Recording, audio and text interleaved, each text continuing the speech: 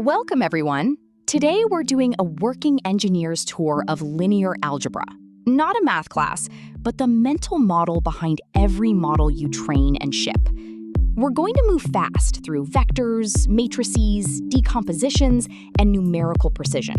The exact concepts that show up in shape mismatch errors, out-of-memory crashes, and silent nans in your training runs.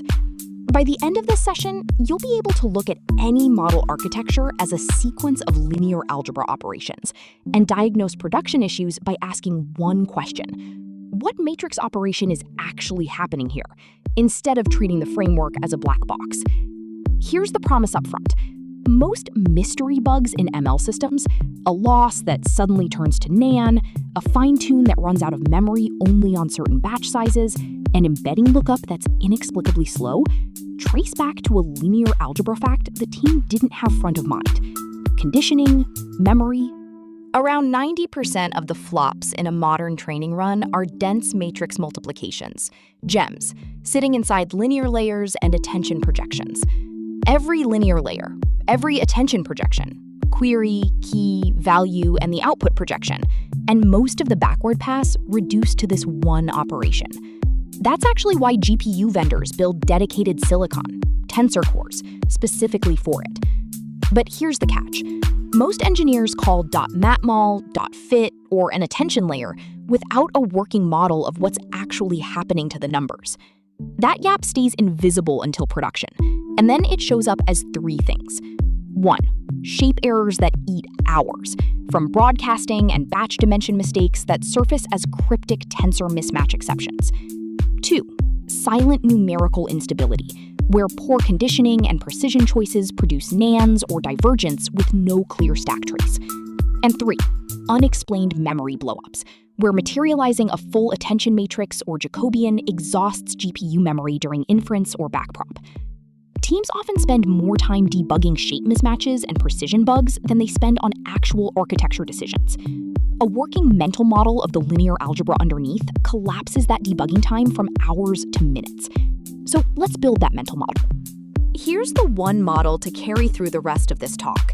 A vector V represents a single data point, a row of features, a token embedding, a hidden activation. A matrix A represents any linear layer's weights. And the product, AV, is the transformed point. You can picture it as a rotation, a scale, or a projection into a new space. A full neural network is nothing but a composition of these transformations, interleaved with element-wise nonlinearities: ReLU, GeLU, softmax. Once you see the forward pass this way, shape mismatches become obvious. You're tracking which space each vector lives in, and every matrix has to have matching inner dimensions to move a vector from one space into the next. This is also the mental model that makes reading an architecture diagram, say a transformer block, legible at a glance. Attention projections, feet-forward expansions, residual connections, they're all just named matrix operations with specific shapes. So debugging a shape error really becomes find where one transformation's output space doesn't match the next transformation's expected input space. Take a second and picture your most recent shape mismatch traceback through this lens. I'd bet it maps cleanly onto this idea.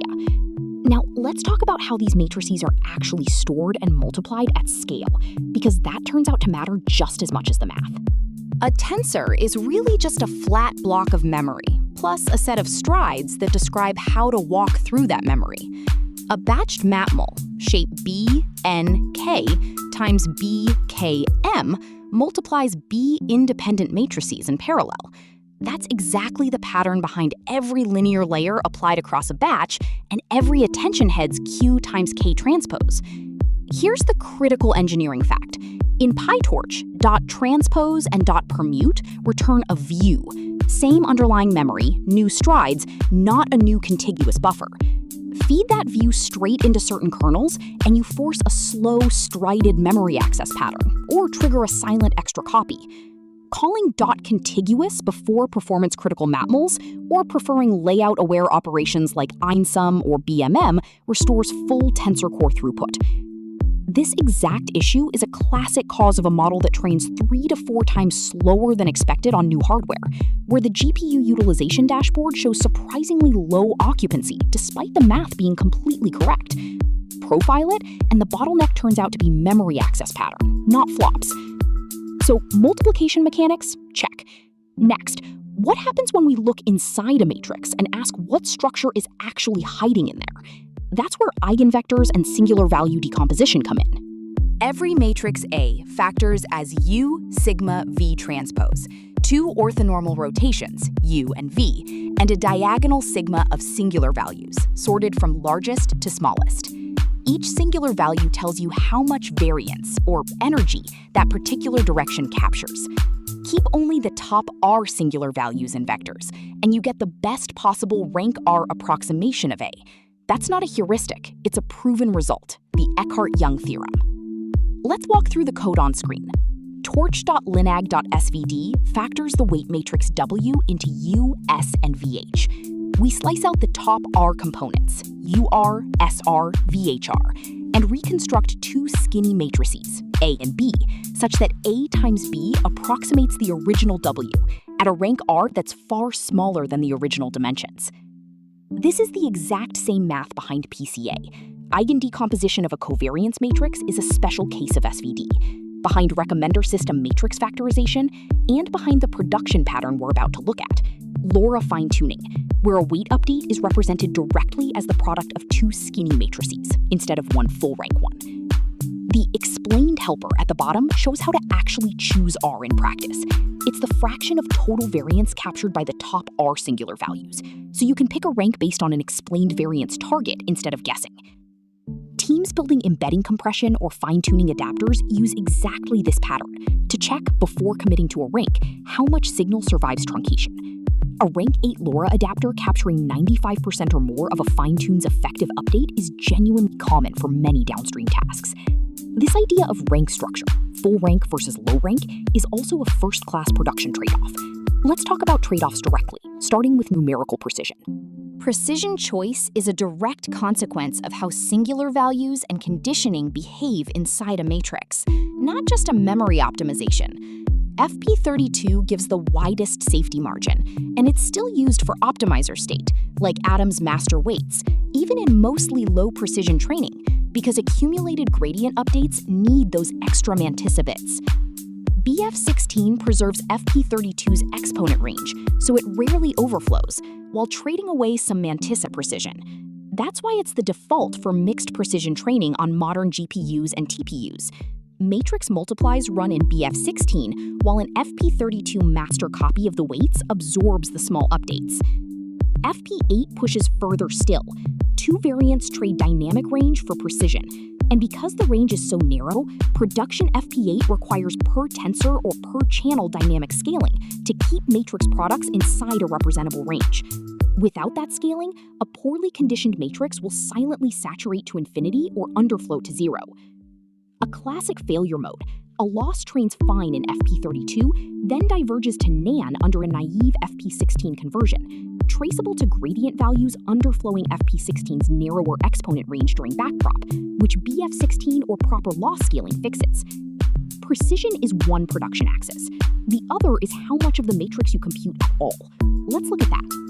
Here's the direct question every architecture and fine-tuning decision eventually asks. Do you need the full matrix or just its dominant structure? Dense gem is the default and the safest choice. Every accelerator has hand-tuned kernels for it, and for small to mid-size models, it's rarely the bottleneck. Structured approaches trade generality for efficiency. Sparse matrices skip explicit zeros, useful when a model has genuine structural sparsity, like mixture of experts routing or pruned weights. But they need specialized kernels, or they silently fall back to slow, dense paths.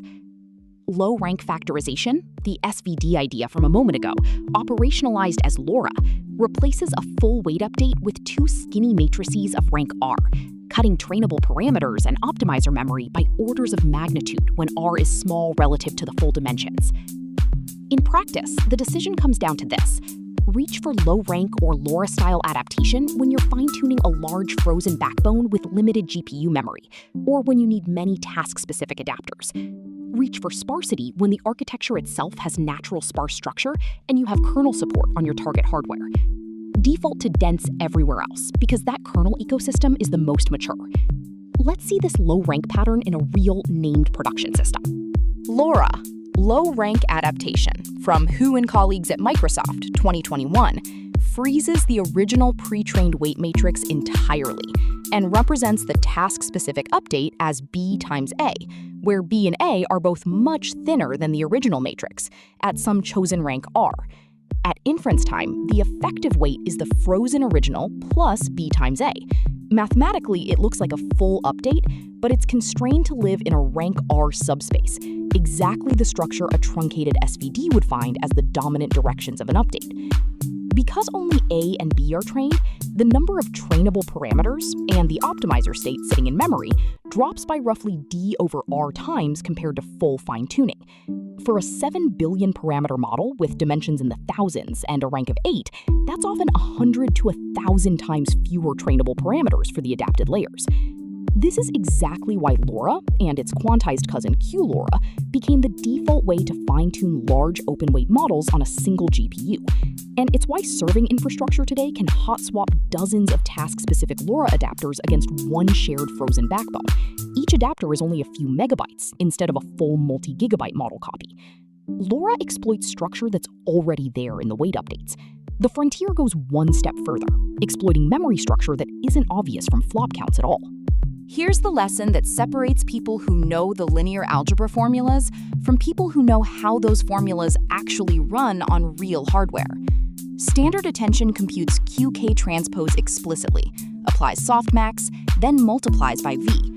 Mathematically simple, but it requires writing the full n by n attention matrix out to GPU high bandwidth memory and reading it back in for the softmax and the second matmul. For long sequences, that n-squared memory traffic, not the multiply-add flop count, is the actual bottleneck, because bandwidth is far more scarce than compute throughput on modern GPUs. Flash attention, from Dow and colleagues in 2022, rederives the identical mathematical result using block-tiled fused computation. It processes attention in chunks small enough to fit in fast on-chip SRAM, incrementally accumulating the softmax normalization so the full n by n matrix is never formed in slow memory at all. The output is numerically identical. This is an exact algorithm, not an approximation. Only the memory access pattern changes. This is exactly why context length increases in production language models, from a few thousand tokens to over 100,000, only became practical once I/O-aware attention kernels shipped. A naive quadratic memory implementation would exhaust GPU memory long before flops became the limiting factor. And the lesson generalizes. Randomized SVD, block-sparse kernels, fused normalization layers, they all follow the same principle.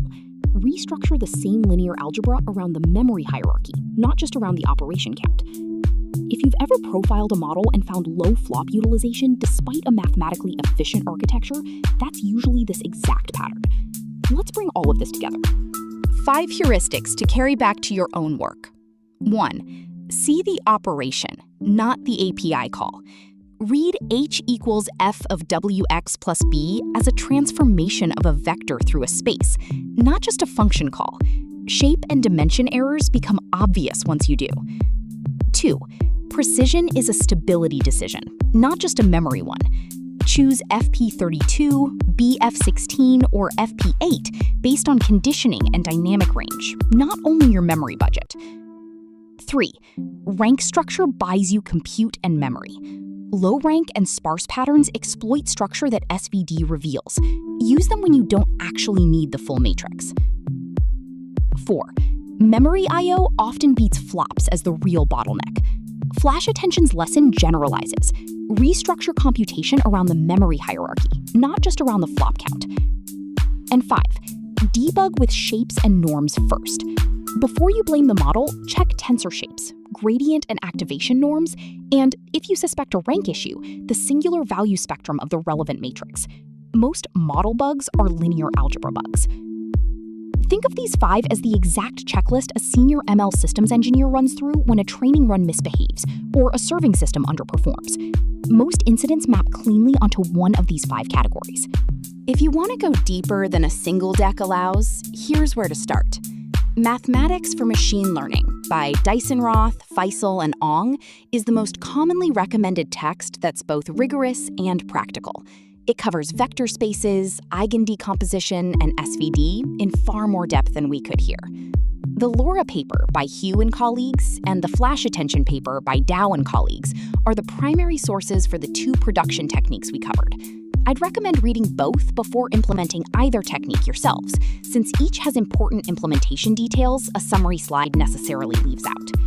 The torch.linalg documentation is your practical reference for the SVD and eigendecomposition APIs from the code slide. And the full course this talk is drawn from goes deeper into every one of these topics with hands-on exercises. The link is on screen. Thank you. Here's the one sentence to leave with. Every model you ship is a chain of vectors, matrices, and decompositions. And every production concern, speed, memory, stability, traces back to a linear algebra fact about those matrices. I'd love to hear questions on any of this. The vector and matrix mental model, SVD and LoRa mechanics, precision and stability debugging, or memory I/O-aware kernels like flash attention. And if anyone has a debugging story from their own work, a shape error, a NaN loss, an unexplained memory blowup, I'd genuinely love to hear it, and we can map it live to one of the 5 takeaways.